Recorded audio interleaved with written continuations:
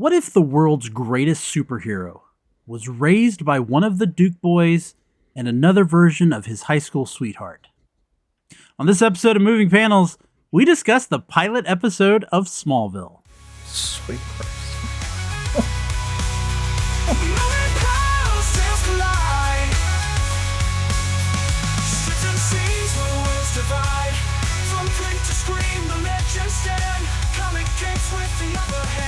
Welcome to Moving Panels, the podcast where we discuss movies and TV shows based on, inspired by, and adapted from the world of comic books.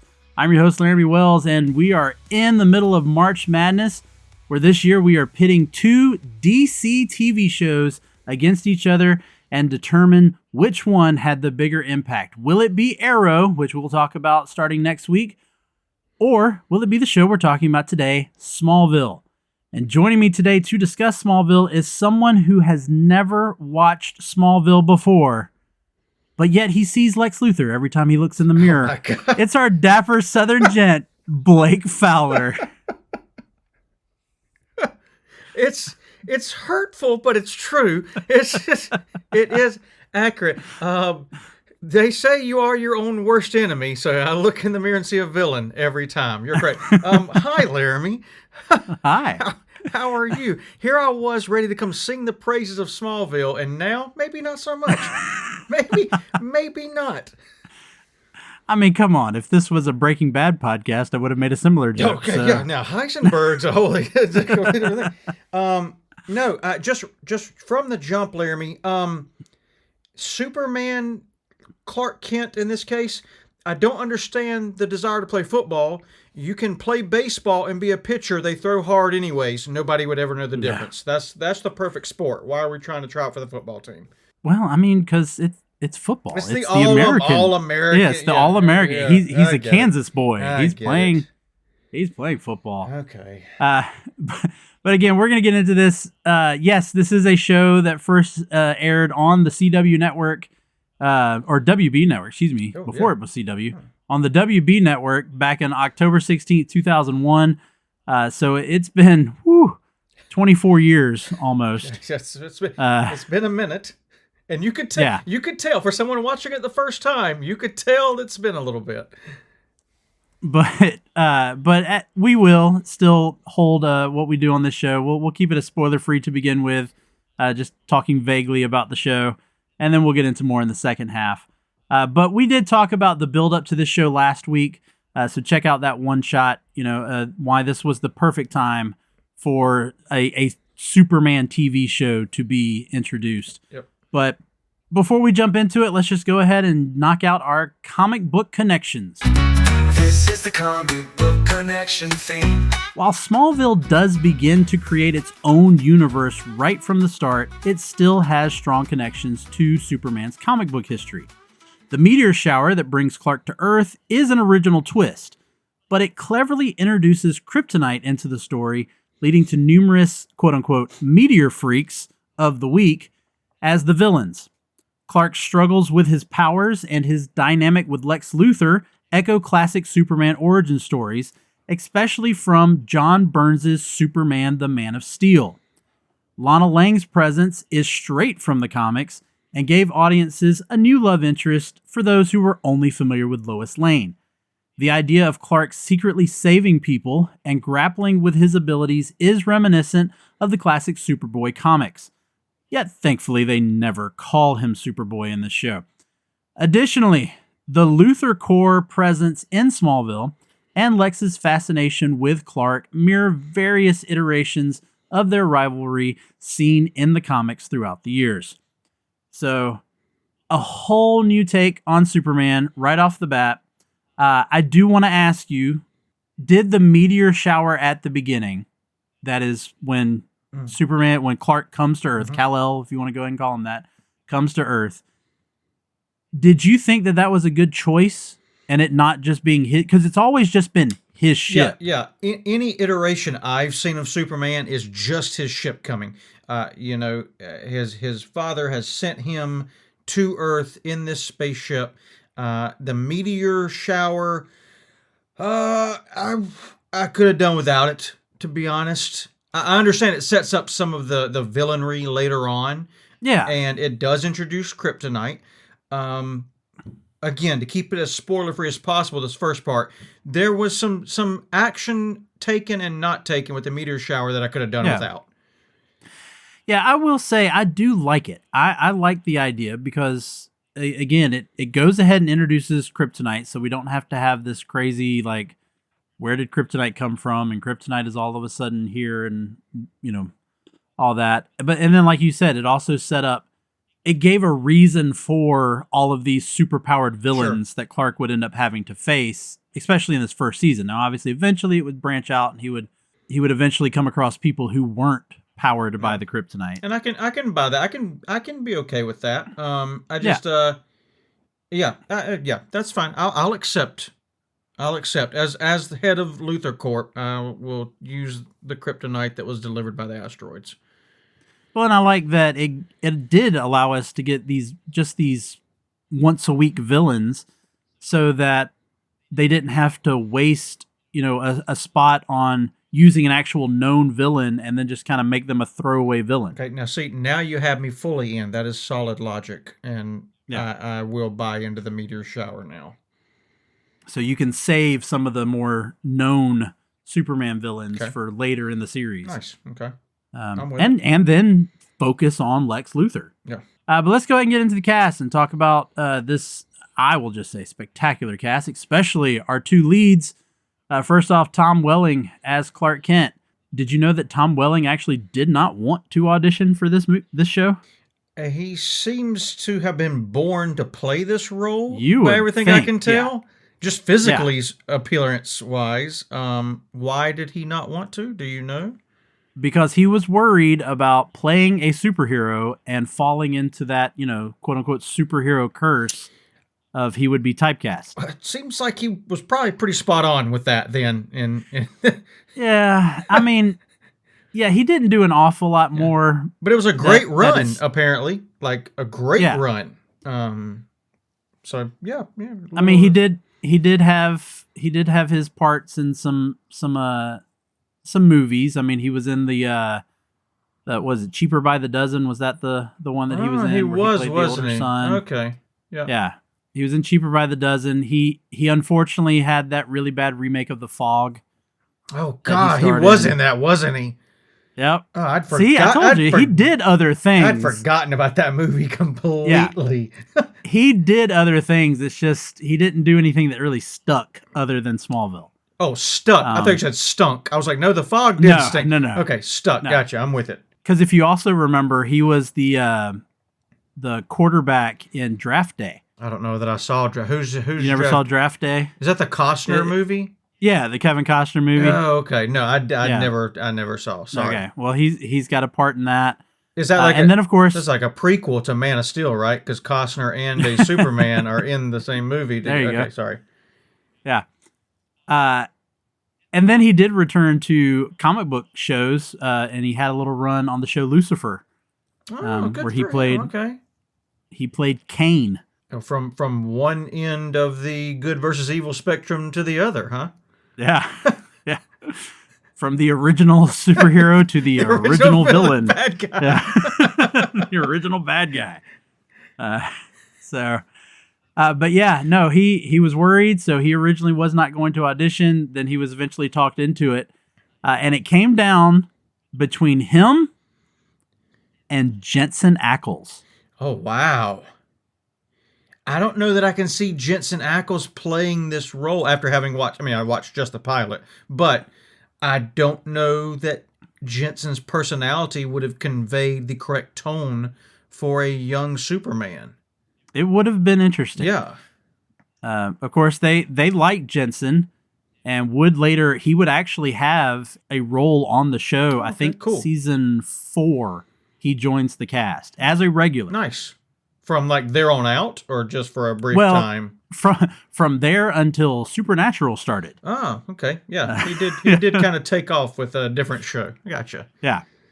Yeah, he does leave the show, and then he of course had his monumental run on the show Supernatural, which lasted longer than Smallville. Was Supernatural also a CW show? It was. Ah, okay. It was. Yep. But yes, Smallville would run 10 seasons, but yet Supernatural ran 15. Holy cow. So, okay, I did not realize that. Jeez. But of course, Tom Welling has become one of the iconic Supermen, whether you put him in that category or not, because some people argue he never actually played Superman. He only played Clark Kent. But that's an argument for another day. We won't make that argument here. But let's move on to who many, and this includes me, would consider the greatest performance of Lex Luthor. And that is Michael Jesse Rosenbaum. Eisen. Oh, sorry. What? No. Nope. Oh, my God. No. Sorry. Absolutely. Say not. that one more time. Michael who again? Michael Rosenbaum. Rosenbaum. Yeah. That's the one. That's what I meant. Yeah. Michael Rosenbaum, who even for the audition, just went ahead and shaved his head. That's commitment. Yeah. That's a man who knows what he wants and he's going to get what he wants. Yeah. He said that he asked for a bald cap and they put the bald cap on him and he just said it didn't look right.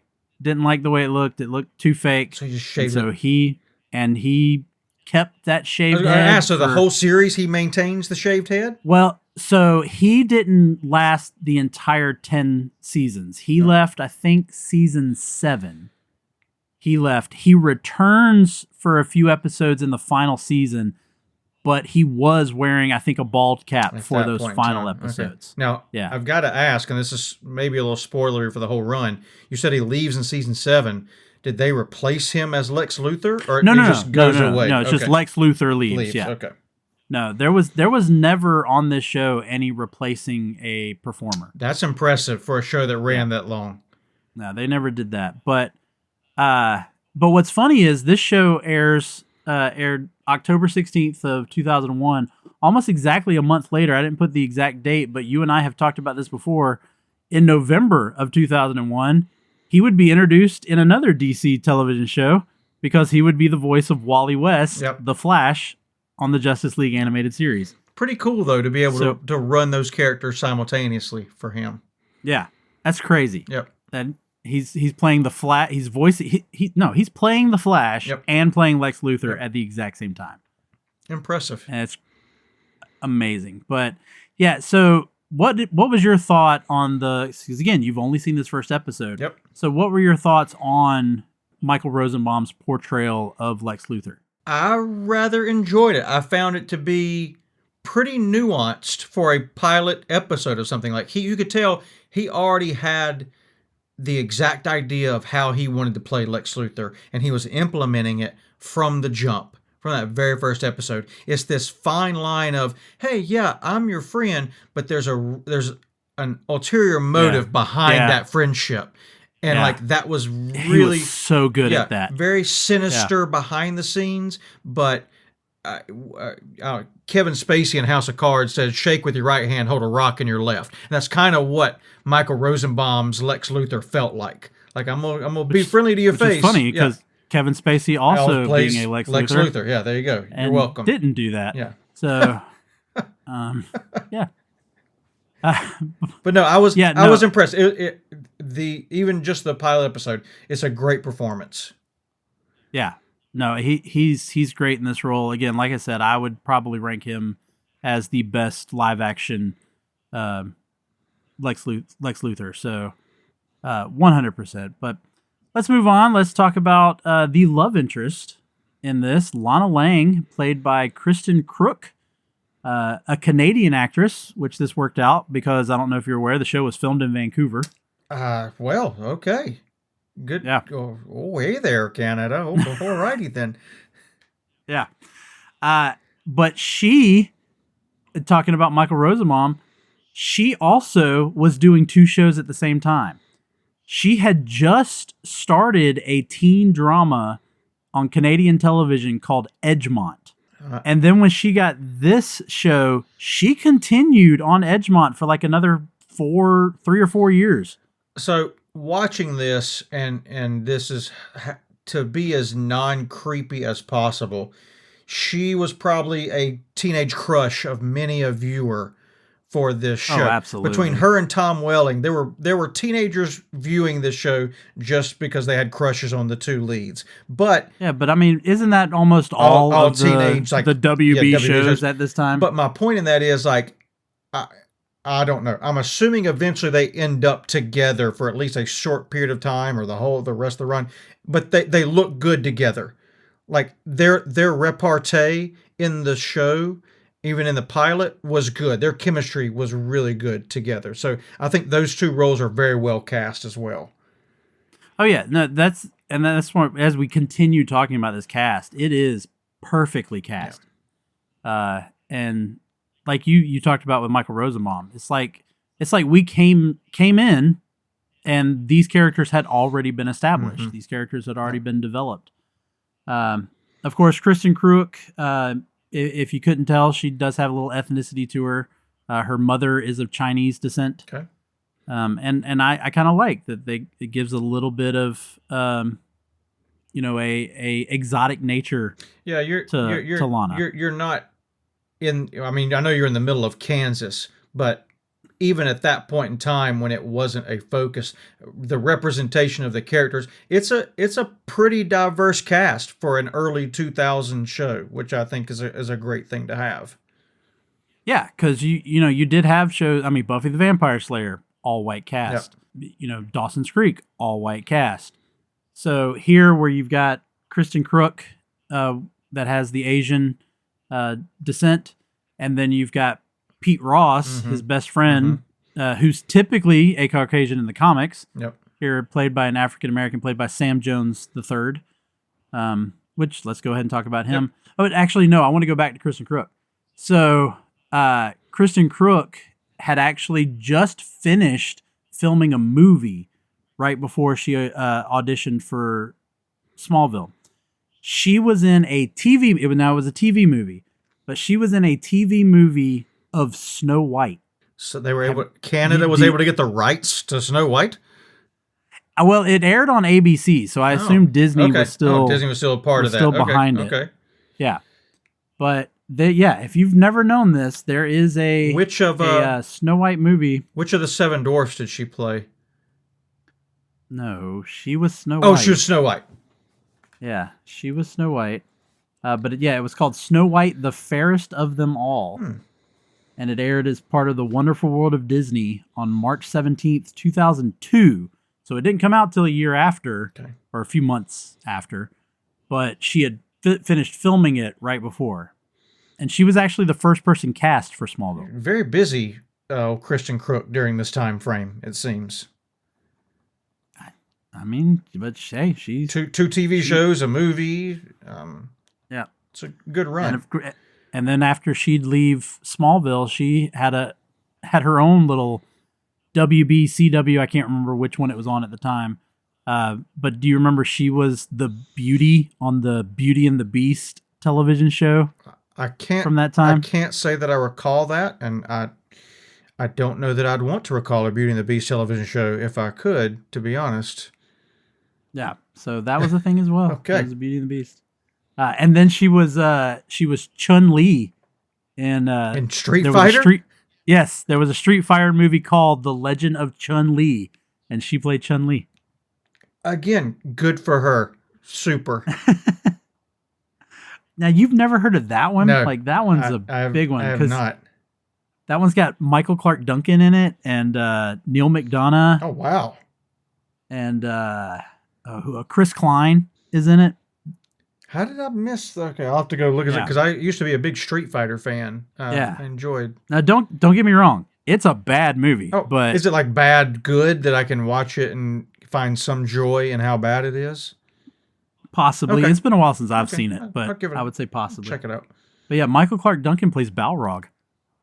That actually makes sense. That's a pretty good cast. Yeah.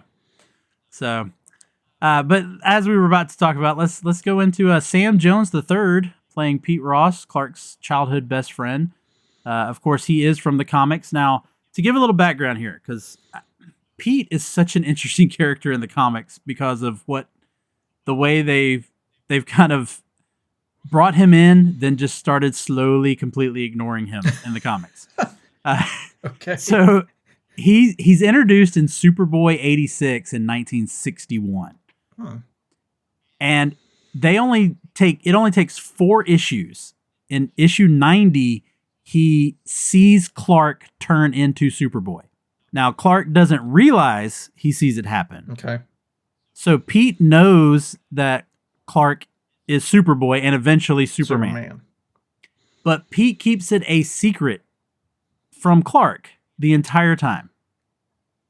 So Clark and Pete are best friends, and both of them are keeping the secret that he is Superman. From each other. From each other. Yeah. Yeah. Pete's like, hey, did you know that you can leap over a building in a single bound? Yeah. In fact, it's not until they are adults that unfortunately, Pete's son is kidnapped by aliens because comics. Because of course. I was with you. Then you're like, he's kidnapped. I was like, yeah, I get that. By aliens. Okay. All right. Well, there we go. Yeah. And so he needs help, and he decides to go to his best friend, Clark, and he lets Clark know. Listen, man, I know that you know. Yeah. Yeah. And he gets. That's a true friend, though, to keep your own secret from you. That's a good friend. Yeah. That's someone you can trust. He would then disappear from comics for a little while. But at the time of this show, so in the late 90s into the 2000s, Pete, in the comic book, actually married Lana. Oh, never mind. Maybe not such a good friend. Betrayal at its finest. Well, no, they still had a good relationship. In fact, here's where it gets kind of creepy, though. Oh, boy. So Pete and Lana have a son together. Okay. So far, not creepy. And they name him Clark. Very creepy. Never mind. There it went. 0 to 100. Did Lana choose to call him Clark Laramy? Was she like, you know what? It's a great name. I've been in love with him. I mean, he's a great guy. It's almost like the Back to the Future thing. Oh, yeah. Let's not even. It makes my skin crawl. Ugh. Because he uses the name Marty when he visits his parents. And so then you think later when they name him Marty after. Does George not go, hey, wasn't that the name of the guy you went to the dance originally with in high school? Such a sweet kid, if I remember correctly. Okay, yeah, that's weird. Let's no thanks. It doesn't taste good. All right. But Pete and Lana would eventually separate and get a divorce in the comics. And then Pete, this is spoiling the comic, not spoiling the TV show. Pete actually becomes the vice president when Lex Luthor becomes president. What? Lex and Pete are running mates. Because comics, right? Yes, because comics. Because comics. Absolutely. Yeah, I'm not even sure what to do with all the information that just happened. I was trying to take notes at first, but I gave up after a couple of sentences. So we don't see an awful lot of Pete in this first episode, but I think he works as a best friend for Clark. Seemed to be like that affable, goofy friend that your superhero typically has as a child. And I you could tell that dynamic again. Everybody seemed to already know who their character was coming into this, and they played them very well. Then we will talk about Clark's other, I guess you would say, best friend. But we will talk about this actress very briefly. And that is Allison Mack as Chloe Sullivan. Now, Chloe Sullivan was created for the television show, possibly as a way to kind of have that Lois Lane-esque character. Sure. Without actually having Lois Lane. Also having it where, and you can kind of pick this up in the first episode, where, she secretly has feelings for Clark. Crush on Clark, yeah. Yeah. Well, if only Marty McFly lived in this universe where he could go back in time and get rid of Chloe, we'd have all been for the better. Not that we dislike the character of Chloe. No. In fact, Chloe became so popular, they actually did eventually introduce her into the comics. Ah, Yeah. good for Chloe and Chloe Good for only. Chloe. Yes, Chloe good for alone. Chloe. It's not my favorite quote from the show, but she does ask, you two are trying out for the football team. What is this, some sort of teen suicide pact? Which I thought was ironic considering where her future led. So just a little foreshadowing for her life there, I thought. Yeah. Like I said, we're not going to talk about Yeah, Allison that's all I Mack needed. anymore. That's all I needed. I had the one thing. So- Now it feels better that it's out and I'm good. Yeah. Let's move on to some of the adults. Let's talk about Jonathan Kent, John Schneider, a.k.a. Bo Duke from Dukes of Hazzard, who, again, we're talking about how established he's right off the bat. Does he not feel like everybody's dad? Yeah, he's like I could go over to the house and he would be my dad too. Yeah.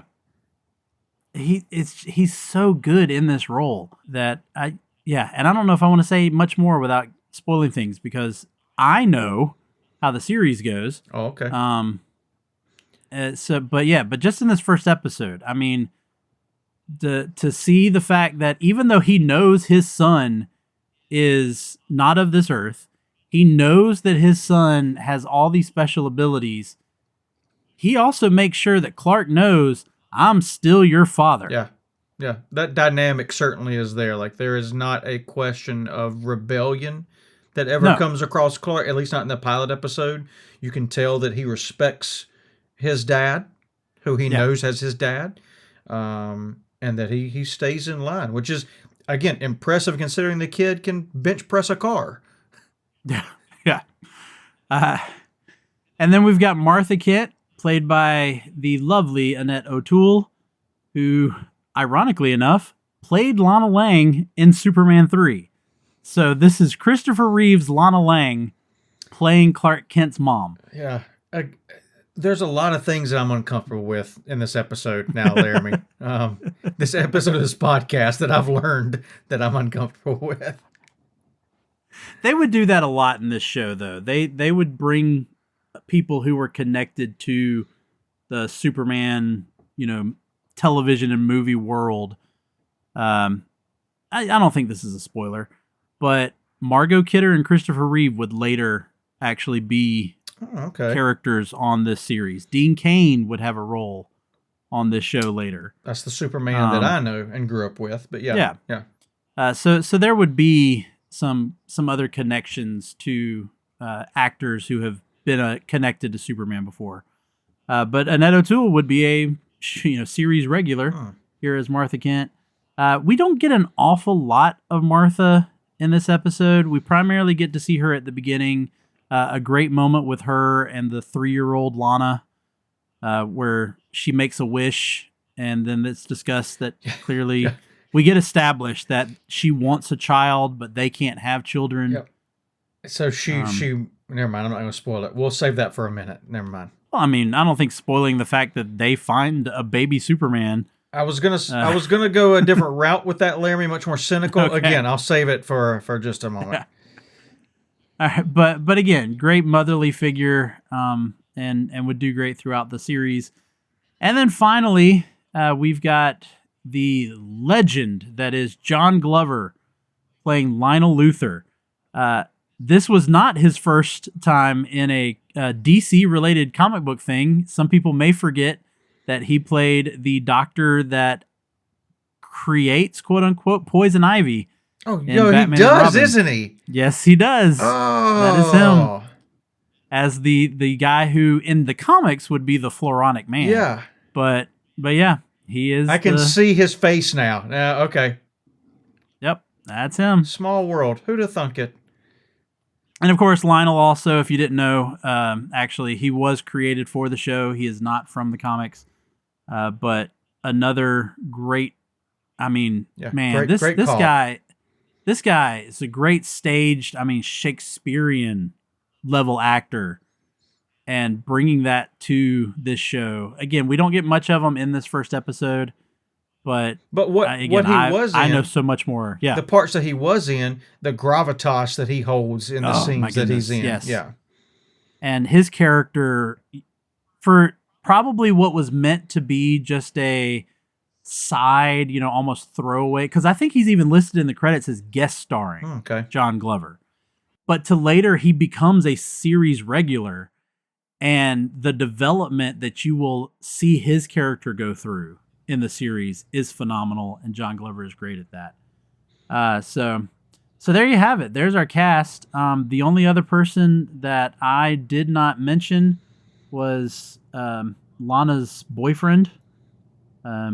He's not really a major part of this episode, but he would continue in the series as kind of a foil for that Clark and Lana relationship. Will they? Won't they?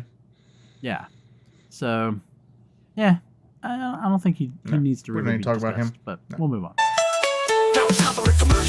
Now playing on a cell phone near you, a show for all the manly men out there, where guys talk about their favorite movies and what they can teach us about being a man, featuring the coolest guests, Murder somebody is not like killing an ant. the most gratifying laughs, It's Tombstone. What can I say? and a fresh take on movies like you've never heard before.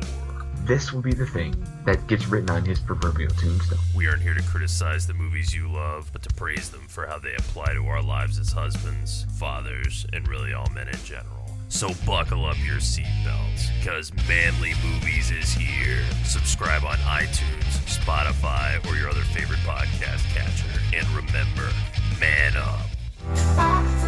All right, so let's just go ahead and get into it. Let's get into the spoiler side of the show. And let's go ahead and take a trip around our spinner rack. And we always start with our favorite speech bubble. So, Blake, what you got was one of your favorite quotes from this episode of Smallville. Oh, this is easy. Maybe the easiest one we've done. I'm the Fort Knox of secrets. Man, that's mine too. Absolutely. It's such a great line because of everything that is hidden behind that sentence. I don't know who is credited with writing that, but it's a great line, and it's delivered really well too, which matters. Yeah, because Clark has just found out that he is an alien. Mm-hmm. He's always known he had the powers, obviously, but he's just found out he's an alien. He's trying to get his head wrapped around that. He ends up in a cemetery that apparently is on the property. That's a different story altogether. We'll get to that in a second. Okay. And Lana is there to visit. Lana is there to visit her parents' grave. And they're talking, and Lana says, "Can you keep a secret?" And Clark just goes, "I'm the Fort Knox of secrets." He's so straightforward. Yeah. He's like, no, you don't even understand. I can definitely keep a secret. Absolutely. I would say the only other quote, I did come up with a second one because there has been a run of my co-hosts using the same one that I have, and I only come up with the one. Great minds. So I did have the backup one. That's just it was great for all the promos, the commercials of Lana picking up the Nietzsche book and asking Clark, "So who are you, Clark? Man or Superman?" Yeah. Yeah. It was a little too on the nose, but I get it. Yeah, but it's a fun little pun, it is. Tongue-in-cheek line there. And they would do some more of that in the series, kind of make these silly little nods. Yeah, these allusions to him being Superman. Yeah. Yeah, I'll go ahead and give one. There's one later in the series where Lex has got these display, like they're at a museum looking place, and Clark's looking at this shield that was apparently, or a breastplate that was worn by Alexander the Great, made out of stones. There's, I believe it's an S on the breastplate, and they make a comment like Lex is saying, Alexander the Great wore that. He would wear that, into battle. And Clark makes some comment about, I couldn't imagine walking around with just a big emblem on your chest. Oh, God. Okay. Yeah. Very meta. Yeah.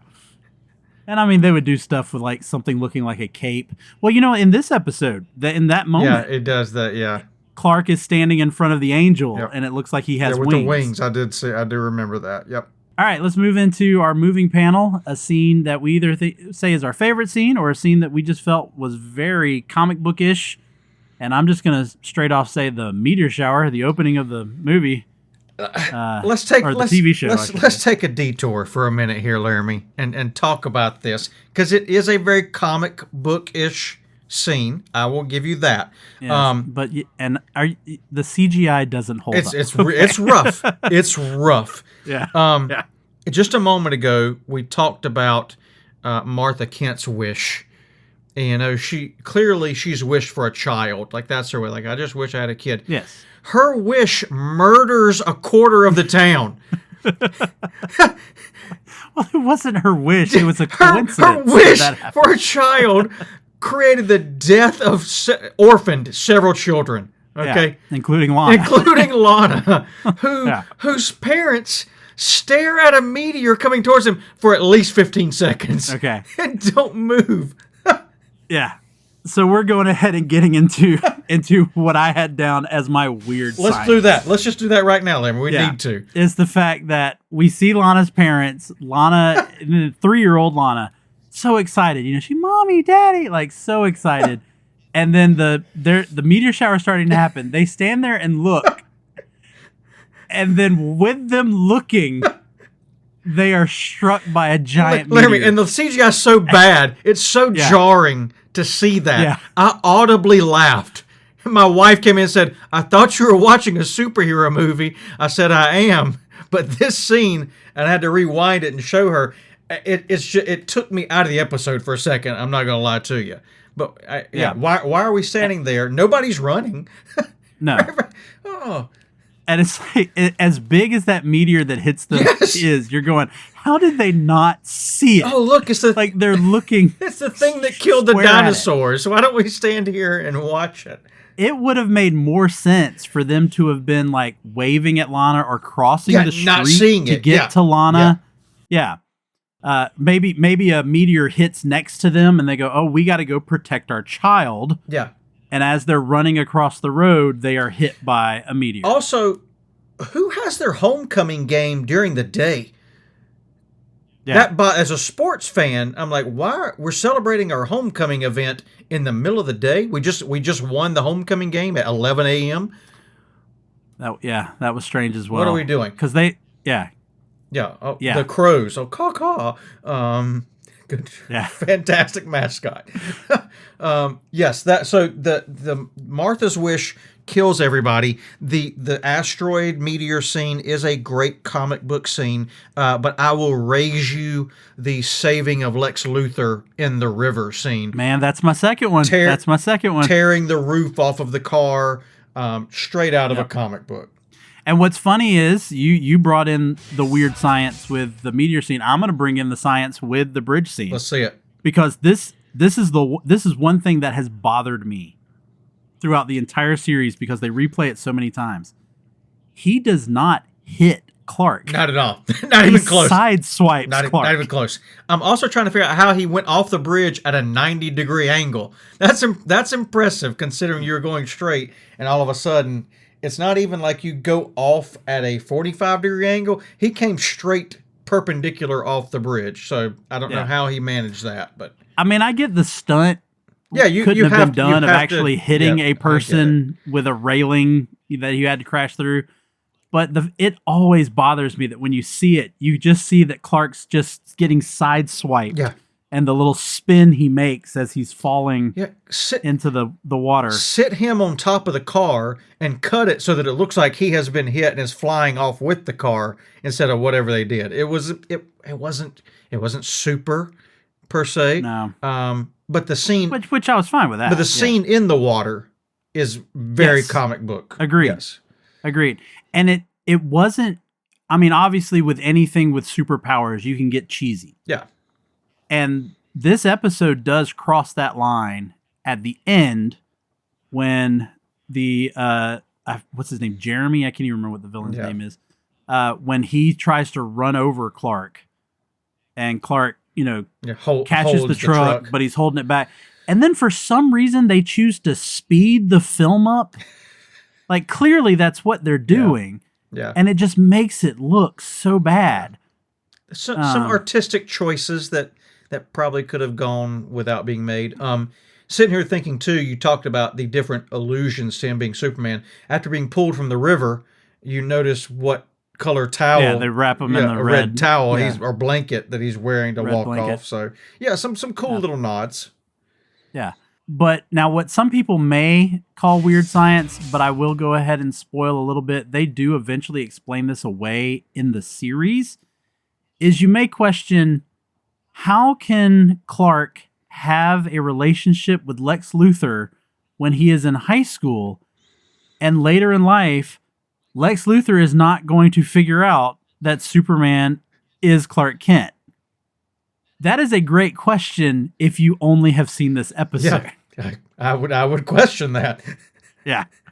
But I will go ahead and say they do eventually explain that in the series, but you do have to wait a long time for them to explain it. There's also, by my math, a fairly, the better part of a decade age gap between them in this series, yeah?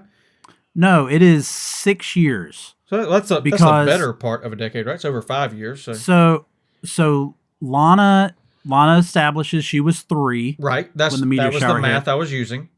And then later, Lex says he lost his hair at the age of 9. At the age of 9. Okay. Yeah. Now, is Clark 3 years old also? I think we are to because are they in the same? They're in the same grade. They're in the same grade. Okay. All right. I didn't get that. So I think we are to assume that Clark is the same age as Lana. All right. But no, they established that. But yeah, no, it's so funny that both of my moving panel scenes also correlated with both of my weird science moments. They do. But that's what a great host does, Laramy. Give yourself some credit there, okay? But what did you think about this first villain? It was very, I think you've said it, a very freak of the week. Very, what's the word? It's kitschy. I don't know how else to describe it. It's a kitschy villain with the electroshock superpowers. Which was probably my one thing against him, because one thing this show does a good job on is that the power the villain gets usually is connected to the personality or something that the I didn't person was doing. Yeah. It would have made more sense if he shot hay out of his hands because he was the scarecrow, during Homecoming or whatever. Or maybe could do something with wind. Yeah, wind, corn powers. I don't know. Yeah. Although, I don't know. So, giving him the electrical powers and they just explain it away by some electrical incident in the hospital.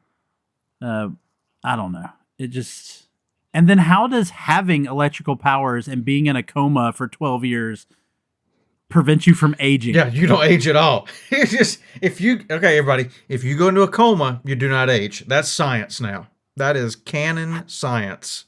However, did you pick up on the fact that at the end, when he overly electrocutes himself, he ages? Oh, no, I didn't even pay attention to that. Does he? Yeah.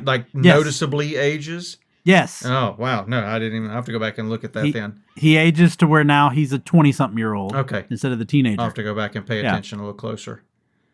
And then doesn't realize what's going on and... Yeah, now he did wake up like, oh, where am I? What am I? Yeah. And I don't get that either. So him shocking himself made him also forgetful? I don't know. Okay. All right.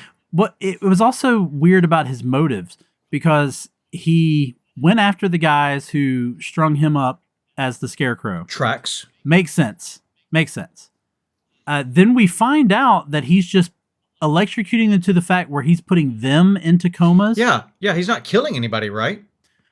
But then his whole plan at the end is to murder everybody at prom. The entire high school. Everybody.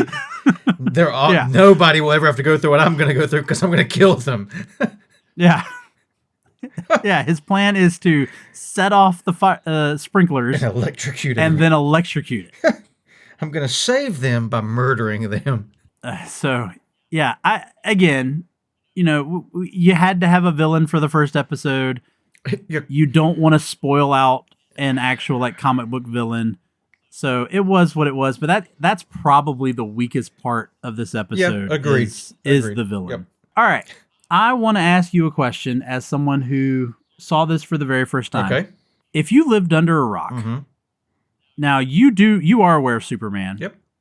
But let's say you are a person, and there are people out there who probably have no idea who Superman is, who do not know that Superman's name is Clark Kent. Okay. They do not know that he's from Smallville.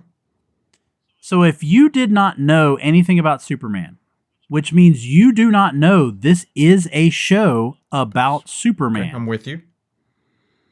Does this episode work? Does it still make you go, I'm interested to see where this is going? Let me take a moment to step back and assess my life not knowing Superman and thinking about this episode as a standalone. One, so I think you got two parts there to your question. Does it work as an episode? I think it does. I think it tells a story that is all within that episode. It begins and wraps up what it wanted to for that particular plot line. And I'm not even going to say it will. It'll get me to watch it'll probably get me to watch season 1 and see where it goes. Yeah, it interested me enough to give the rest of that season a try, which I think is a pretty miraculous thing, even if someone knows who Superman is, because if you're a fan of the show already, you clearly know the setup of he's not going to be shown as Superman, but it gives you enough interesting things that you want to see how they're going to continue to develop this. Yeah, because I thought of that, but I think I'm so ingrained with Superman stuff, I can't. Yeah, you can't I not can't take separate yourself. myself. Yeah, you can't. No, I can't, Yeah. and I definitely can. I can see this as a show. I think we talked about it in our one-shot episode. This is not a show about superheroes. I get that on the surface it may be, but underneath it, it's a show about a person and people figuring out who they are as humans, figuring out who they're going to be, what purpose they're going to serve. And I think that's what makes it interesting. Yeah, because I even tried to think, like, what was it like for me when I saw the first episode of Buffy? And then I went, that's not going to work either, because I had seen the Christy Swanson Buffy the Vampire Slayer movie. You had context for it, yeah. I already had context. So I was trying to think, is there a show I can think of where it is a sci-fi superhero-based show that you would have that no I did not context. already have previous knowledge and context when it came to. And so I was kind of curious, what would it be like for someone who has no context to this show? What would it be like for them to watch it, and would it have had the same interest that it does to a Superman fan? It'll get me to watch the rest of season 1, 100%. Yeah, okay. Well, that's good to know. All right, well, let's go ahead and get into it. Bag it, stack it, or trade it. So I will let you, for this first episode, because that's all Blake has seen, the pilot episode of Smallville. Blake, what say you? I don't have the understanding of the full series, so perhaps Which is good. Perhaps we'll revisit this another time. I'm going to stack it for now. It was enjoyable. Okay. Perhaps I will be able to appreciate it more the more that I watch the show. But for now, it's a stack it. It's great as a pilot episode. It sets up the characters very well. It allows you to buy into their lives in a way that makes you want to continue to watch. Yeah. And this is, again, where it's that where do you stand on the idea of this being a show about Superman? Because I almost have the exact same arguments as you, but I, of course, put it as a baggage. Correct. Yeah. Because, I mean, this show not only does everything that Blake just talked about, but it successfully modernized Superman's origin and brought it into, I mean, again, this is now 20 years old, but it brought it into the, at the time, modern world, and it didn't feel out of place. I can see that. You know, yeah. It felt like this is when it was supposed to happen and when it's going to happen. But then at the same time, it's respecting that source material. You know, we're getting that relationship between the Kents and Clark. We're getting Clark experiencing his powers, which is a great aspect of this show right here at the beginning, because you notice the only superpowers he uses is strength and speed. Mm-hmm. Because in this series, just to spoil it a little, but in the series, they actually have him discover his other powers. Okay, that's probably a pretty cool thing to see happen. Yeah. So it's not like he just all of a sudden can do everything Superman can do. It's a slow build, at least for the early stages of the series. So absolutely.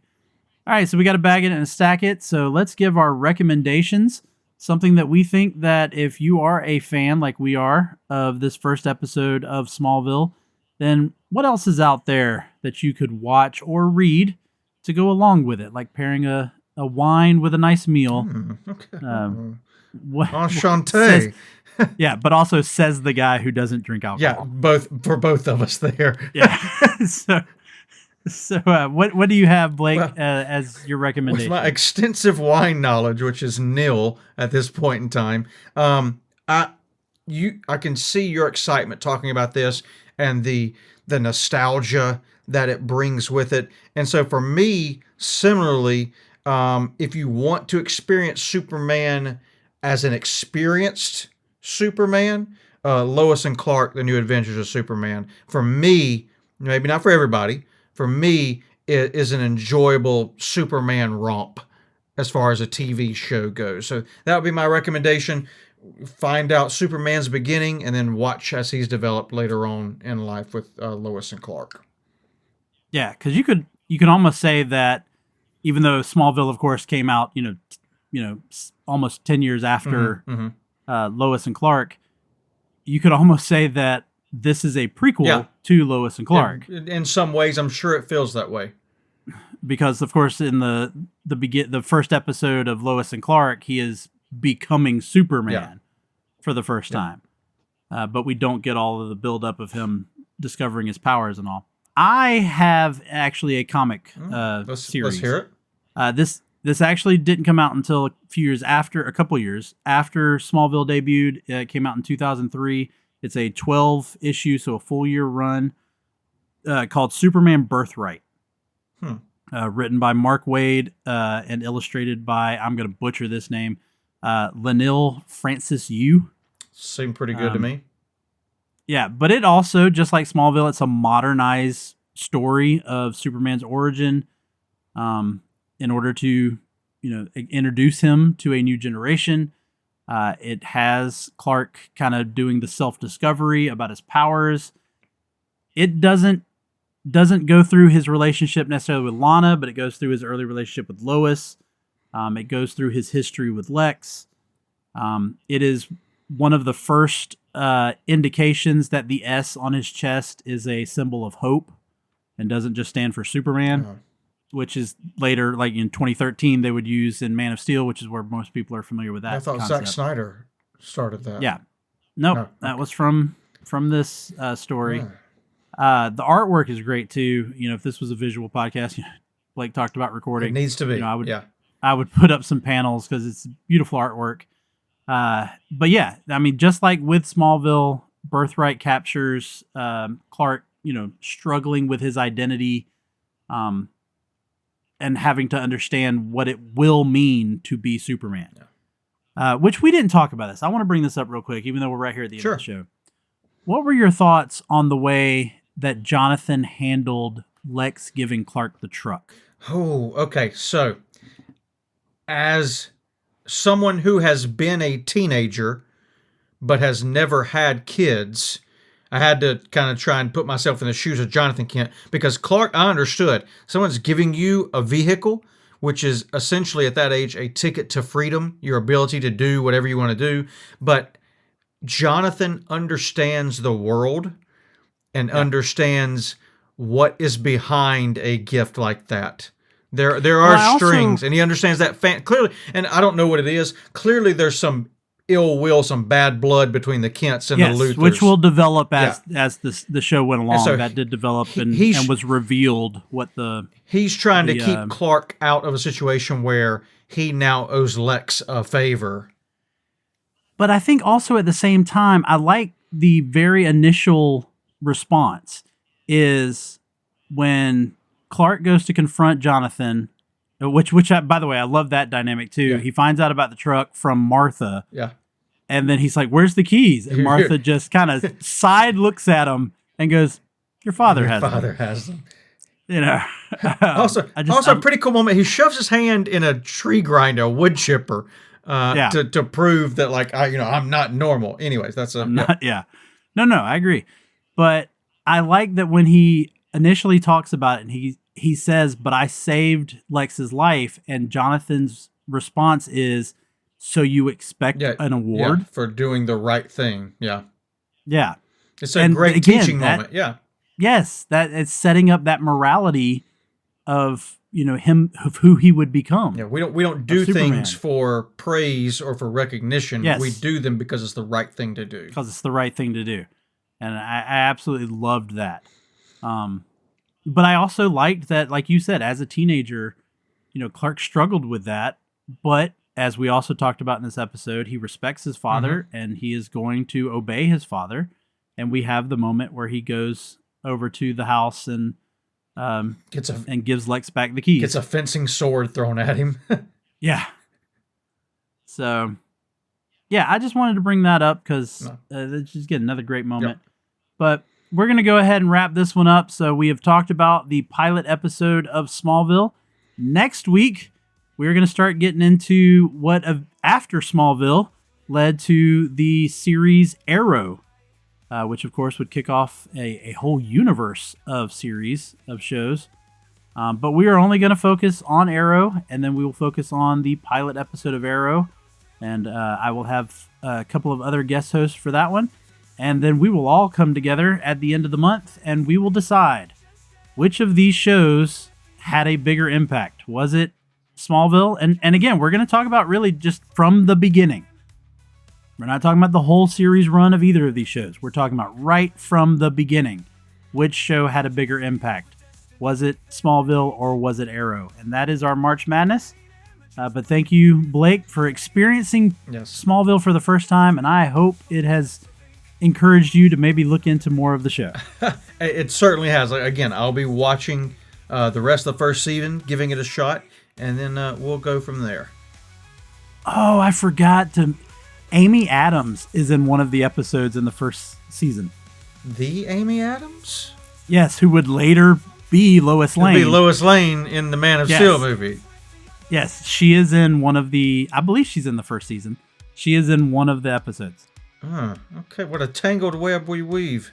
So there you go. All right. Well, thanks everybody for listening. Rate and review the show. We'll wrap things up now for today. For Moving Panels, I'm Laramy Wells. And I'll see you on the other side of the page.